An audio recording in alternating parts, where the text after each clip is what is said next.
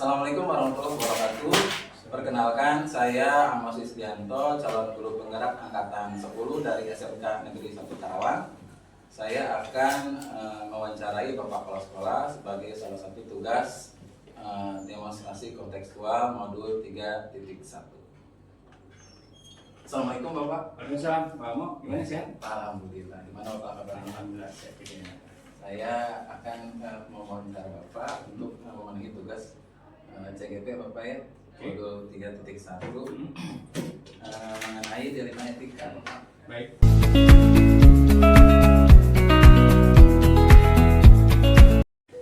Baik, untuk permasalahan etika memang ini akan sangat sering ditemukan di sekolah khususnya ya, karena mungkin keseharian kita dalam pelaksanaan tugas akan bertemu dan menemukan ya kasus-kasus seperti ini.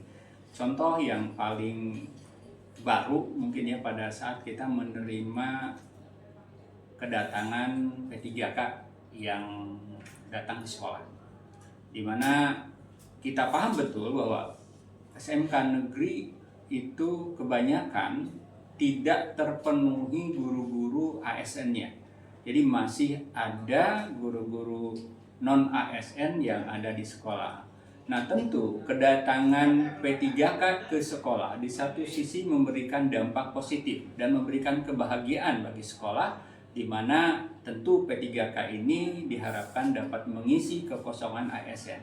Tetapi di sisi lain kita juga menemukan bahwa ada teman kita yang non-ASN yang mungkin itu kerjanya sudah lebih lama dari kita. Nah, oleh karena itu ini ada dua persimpangan yang harus dipikirkan oleh kita. Yang pertama, apakah kedatangan ASN khususnya yang P3K ini bisa memenuhi persyaratan yang diinginkan. Yang kedua, bagaimana dampak dari kedatangan P3K ini terhadap teman-teman kita yang non-ASN yang ada di sekolah.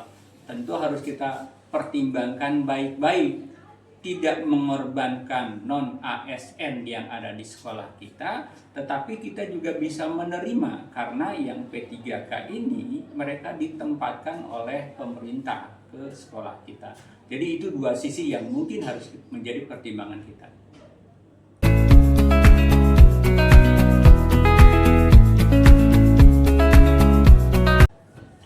Nah, untuk mengantisipasi kondisi tadi, tentu saja yang pertama analisis ini diperlukan. Jumlah jam pelajaran yang memang tersedia untuk diberikan kepada P3K yang datang, dan juga ketersediaan jam yang memang kita bisa berikan kepada non-ASN. Nah, ini tentu pertimbangan yang matang memang harus kita lakukan, karena prioritas dari pemberian tugas biasanya yang pertama itu kepada PNS, yang kedua kepada P3K, yang ketiga baru bisa kita distribusikan kepada non-ASN. Nah, oleh karena itu analisis tadi yang harus kita lakukan tentu ini sangat berperan penting, diharapkan tidak memberikan dampak yang negatif, apalagi sampai mengecewakan teman-teman kita yang non-ASN. Misalnya, contoh kewajiban kita hanya 24 jam untuk ASN, baik itu PNS maupun P3K, dengan pertimbangan bahwa teman-teman yang non-ASN juga harus kita fasilitasi, maka kita cukupkan dulu 24 jam untuk masing-masing guru, sisanya baru kita berikan kepada yang non-ASN.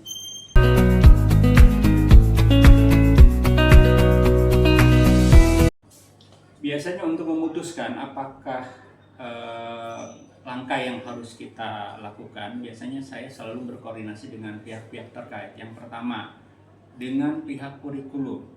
Ini bagaimana ketersediaan jam pada mapel tertentu.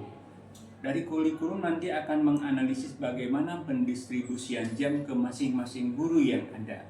Setelah itu, jika memungkinkan, kita memberikan tugas tambahan kepada ASN atau yang non-ASN dengan harapan bahwa pemberian tugas tambahan ini yang pertama bisa mengurangi jam real ASN, sehingga jam ini bisa didistribusikan ke guru kita yang non-ASN, atau kita bisa memberikan tugas tambahan kepada non-ASN dengan harapan kontribusi pemberian tugas tambahan ini memberikan nilai tambah kepada teman-teman kita yang non-ASN itu.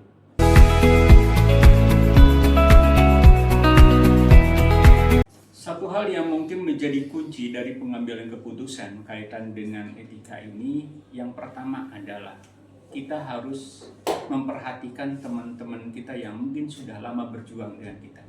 Jangan sampai muncul istilah habis manis sepah dibuang. Muncul P3K, teman-teman kita yang non-ASN kita buang begitu saja. Ini sudah beredar sekarang.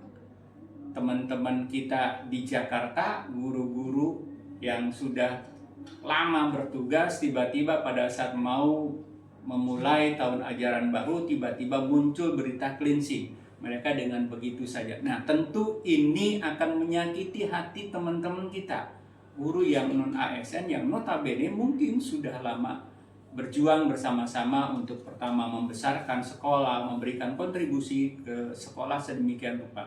Nah, oleh karena itu yang harus kita perhatikan adalah jangan sampai muncul dalam tanda kutip korban teman-teman kita yang non-ASN, sehingga kita bisa memberikan fasilitas terbaik tanpa mengorbankan juga teman-teman kita yang ASN, baik itu PNS maupun P3K. Sebagai contoh, kurangi jam bagi mereka yang mendapatkan tugas tambahan. Silahkan kita gunakan jam yang bisa didistribusikan untuk diserahkan kepada teman-teman kita yang non-ASN. Mungkin itu.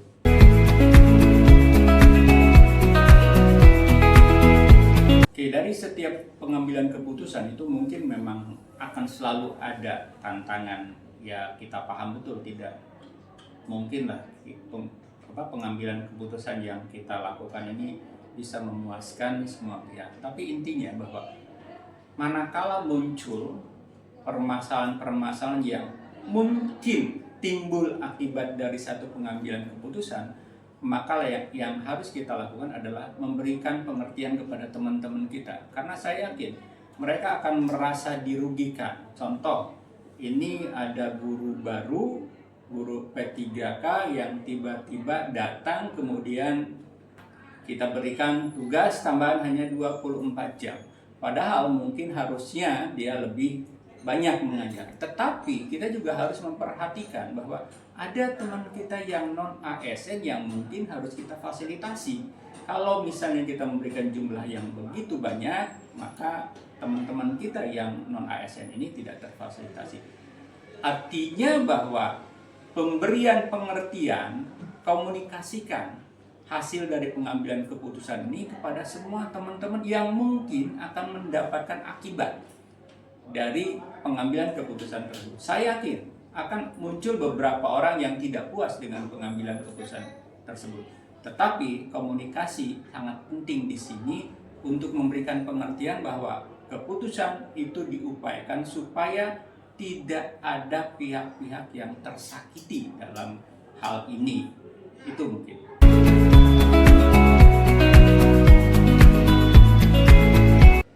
Pengambilan keputusan cepat atau tidaknya tentu ini berkaitan dengan analisis yang kita lakukan, kemudian urgensi dari keputusan yang kita ambil.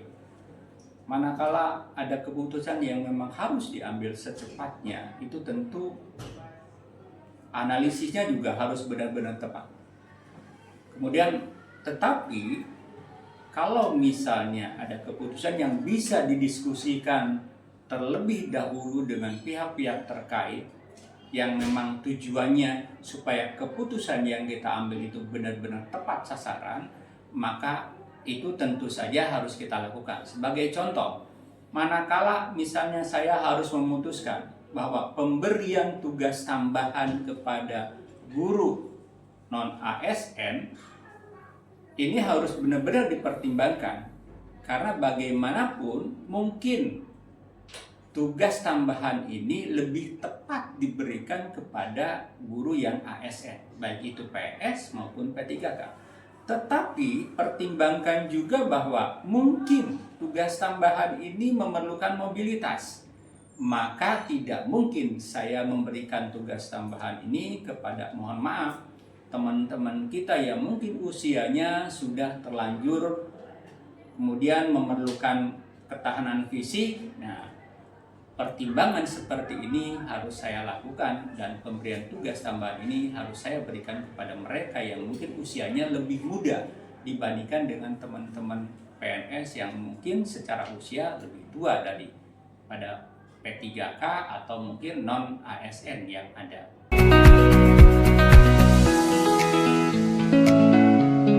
Seperti yang saya sampaikan tadi, bahwa manakala keputusan ini bisa didiskusikan terlebih dahulu dengan pihak-pihak terkait, maka pihak-pihak terkait itu biasanya saya mintakan saran, pendapat, supaya membantu saya dalam mengambil keputusan dengan pertimbangan-pertimbangan yang memang masuk akal. Seperti contoh, dalam pemberian tugas tambahan saya harus konsultasikan dengan wakil kurikulum, karena wakil kurikulum ini paham betul distribusi jam yang bisa diberikan kepada teman-teman kita, baik itu PNS, P3K maupun non-ASN. Tetapi manakala pengambilan keputusan ini juga harus saya diskusikan dengan pihak-pihak di luar dari stakeholder yang biasa ada di sekolah, mungkin harus saya lakukan. Contoh, misalnya pemberian tugas tambahan kepada guru non-ASN ini mengakibatkan munculnya pembiayaan yang tidak ditanggung oleh BOPD atau BOS. Maka komunikasi saya dengan pihak komite sekolah menjadi sangat penting. Apakah pembiayaan ini bisa ditanggung oleh pihak komite sekolah atau tidak? Jika pembiayaan ini bisa ditanggung oleh pihak komite sekolah, berarti saya bisa melanjutkan keputusan tersebut. Tetapi manakala pembiayaan ini tidak bisa dilakukan oleh pihak komite sekolah, maka saya harus mempertimbangkan apakah ada komponen lain yang bisa kita gunakan yang nantinya bisa membantu pihak non-ASN menerima honor tambahan. Ada satu sosok yang memang selalu menjadi teladan bagi saya. Ini guru saya waktu SEMEA. Beliau itu penampilan sederhana, bahkan sampai terakhir pun beliau sudah doktor, tapi penampilan beliau itu tidak berubah pada saat mengajar saya waktu SEMEA. Apa yang selalu saya teringat dari beliau adalah kebijakan-kebijakan beliau dalam pengambilan keputusan. Yang selalu saya ingat adalah dalam mengambil keputusan, beliau selalu mengatakan, tolong jangan sampai menyakiti orang yang mungkin sudah memberikan kontribusi yang besar terhadap kita. Baik itu kontribusi secara langsung kepada kita atau mungkin kontribusi di lingkungan kita. Fasilitasi mereka, berikan yang terbaik kepada mereka agar mereka tidak merasa tersakiti, yang akibatnya justru nanti berbalik kepada kita. Jadi beliau selalu memberikan contoh, lakukan analisa sehingga semua kebijakan dan keputusan yang kita lakukan ini adalah hasil pertimbangan yang terbaik dan tidak merugikan orang lain.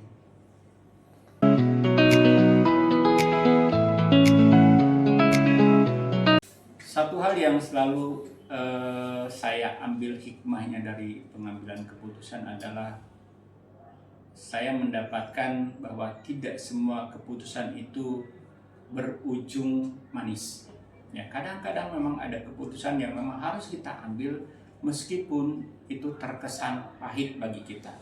Tetapi yang selalu kita pertimbangkan adalah justru dampak terbesar dari keputusan tersebut. Keputusan yang saya ambil mungkin terasa pahit bagi saya, tetapi dampaknya mungkin akan lebih besar manfaatnya dalam hal organisasi. Maka dari itu saya akan selalu mempertimbangkan bagaimana dampak keputusan yang saya ambil ini adalah yang terkecil akibatnya, yang terkecil, yang sedikit akibatnya, akibat negatifnya kepada organisasi yang ada di mana kita tinggal. Semata-mata keputusan yang kita ambil adalah untuk kemaslahatan dari lingkungan kita, sehingga kebermanfaatan kita di situ bisa dirasakan oleh semua yang ada di lingkungan itu. Baik Bapak, terima kasih atas wawancaranya Bapak, menginspirasi sekali, jadi bekal buat kami untuk nanti implementasi di kenyataannya. Nah, Terima kasih Bapak. iya. Demikian wawancara mengenai demonstrasi kontekstual modul 3.1. Saya akhiri. Assalamualaikum warahmatullahi wabarakatuh.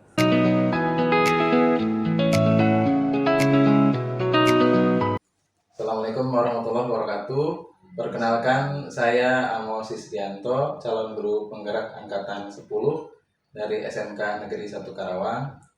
Hari ini saya akan menuntaskan tugas demonstrasi kontekstual modul 3.1, mewawancarai kepala sekolah.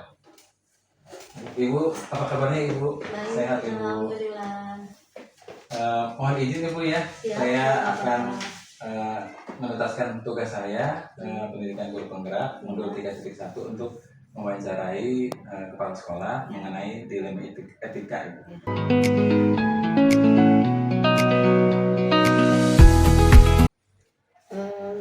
Selama ini yang saya ketahui adalah pada saat terjadi dilema etika atau moral, terutama di sekolah kami dengan cara mengidentifikasi atau mengelompokkan beberapa kasus yang terjadi di lapangan, baik dilema etika yang terhadap siswa-siswi ataupun juga dilema etika yang berhubungan atau berhadapan dengan Bapak dan Ibu guru ataupun PPK yang ada di SMK Bhinneka.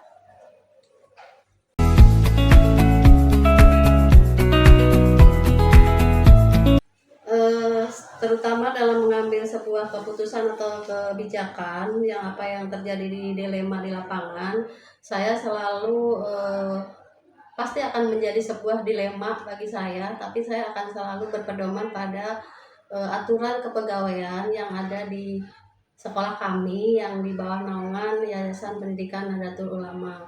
Memang selama ini ada pun aturan-aturan yang yang ada di lingkungan kami, terutama untuk PTK ataupun untuk siswa. Kalau untuk PTK pasti kita bernaung di bawah Yayasan Nahdlatul Ulama. Di situ sudah tercantum di beberapa poin ataupun pasal yang ada di dalam aturan kepegawaian, sehingga dalam mengambil sebuah keputusan saya selalu, apakah itu menyangkut kebenaran ataupun tidak, itu saya selalu atas dasar dari aturan kepegawaian. Kalau untuk siswa, misalkan terjadi di siswa, saya selalu menginginkan mengambil sebuah keputusan itu dilandaskan pada aturan atau tata tertib yang telah kita canangkan atau telah kita atur di dalam tata tertib sekolah.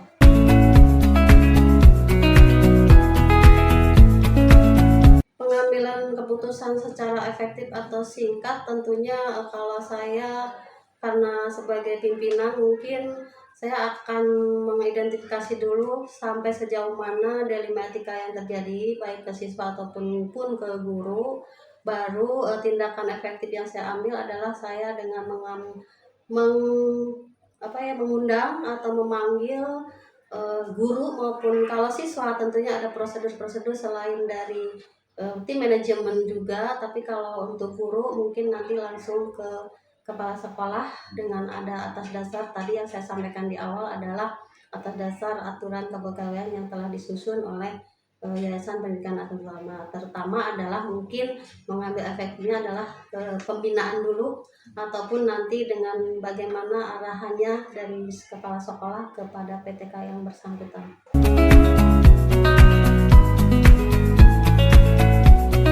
Tantangan utama tentunya tadi ada dari berbagai segi ya Pak ya, mungkin dari segi rasa kemanusiaan ataupun rasa kasihan tadi ya, itu bertentangan dengan artinya bertentangan dengan sebuah profesional sebenarnya.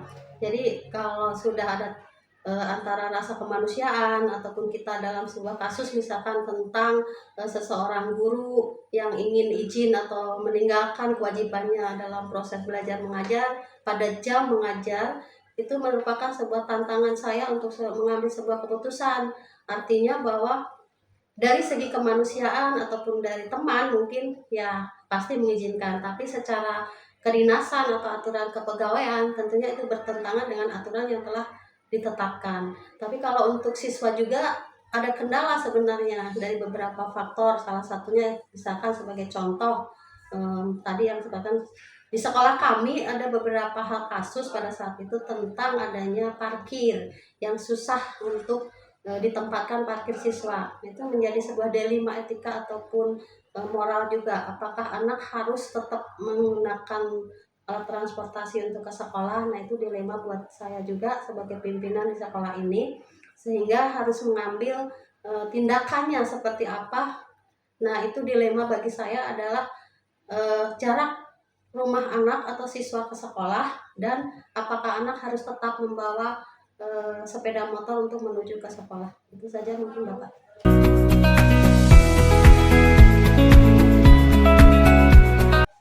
Kalau di kami memang terus terang belum ada untuk penjadwalan secara terperinci mungkin, tapi akan melihat sesuai dengan kebutuhan ataupun permasalahan yang terjadi di sekolah.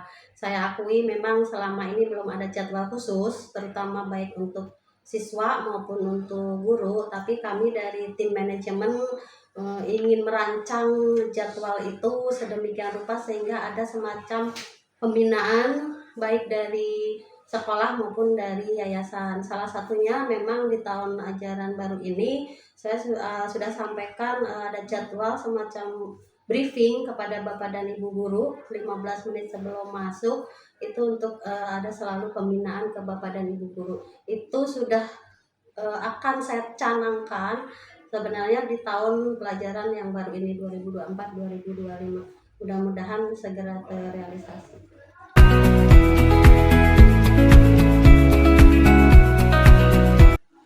Selama ini dalam pengambilan keputusan untuk dilema etika, saya selalu melibatkan manajemen sekolah yang terdiri dari wakil kepala sekolah dari 4 bidang, dibantu dengan ketua program keahlian, dan ada guru BP serta di staf-staf di wakil kepala sekolah baik pembina OSIS maupun di kurikulum.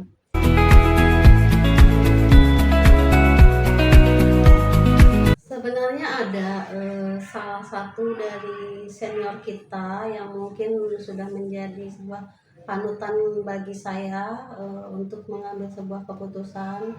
Beliau juga dulunya dari tim manajemen, tapi sekarang beliau sudah tidak aktif karena kesehatannya kurang membaik.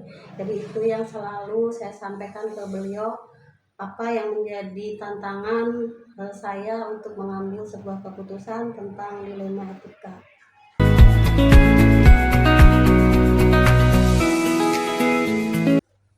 Pelajaran yang bisa saya ambil selama ini dalam mengambil sebuah keputusan tentang dilema etika, mungkin saya banyak mendapatkan ilmu, saya banyak belajar untuk menjadi seorang yang lebih bijaksana, belajar menjadi seorang yang lebih dewasa, maupun belajar menjadi seorang yang lebih baik dalam menentukan sebuah kebijakan.